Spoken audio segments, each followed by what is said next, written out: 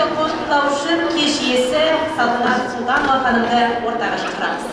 Қайырлы күн, құрметті көрермендер, құрметті ата-аналар, құрметті ұстаздар, құрметті қонақтар, менің әріптестерім, достарым, замандастарым, құрметті балалар, құрметті өнерпаздар, бүгінгі мереке кешімізге өздерінің өнерлерін алып келген жастар, балалар, мінекей осы кешімізге келіп отырғандарыңызға баршаңызға да алғысымды айтамын. Енді бұл кітап туралы айтатын болсақ, бұл кітап тек қана бұл әке туралы емес, негізі ол кітаптың аты басқаша болу керек еді. Әрине енді өкінішке орай осындай уақытта әкемді өмірден жоғалтып алғаннан кейін әкеге сағыныш деп кітаптың бірінші бөліміне менің әкемнің маған берген, енді үйдің үлкені болғаннан кейін маған берген барлық әдемі тәрбиесін, қарапайым кез-келген адам мән бере бермейтін маған берген тәрбиелерін мен бала тілімен әдемілеп жазып кітаптың бірінші бөліміне кіргіздім.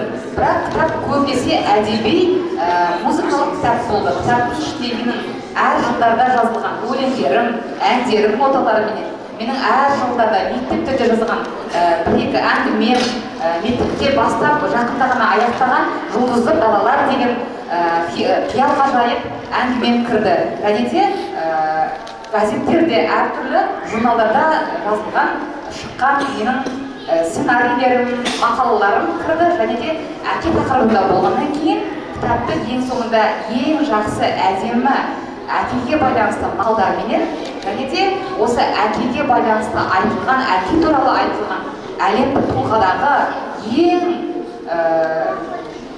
әдемі цитаталармен осы кітапты аяқтадым. Кітап тек қана жас өнерпаздарға да негізінде аннотациясына жазған тұғым, бірақ та кітап негізінде ата-аналарға да, балаларға да, мектептегі ұстаздарға да, сынып жетекшілеріне де, сынып сағаттарында пайдалануға болатын. Және де мектептің музыкалық пәнмен беретін музыка пәнінің мұғалімдеріне де, музыкалық колледждерге де, студенттерге де жалпы өте сондай әмбебап қосымша құрал ретінде де бұл кітапты пайдалануға болады.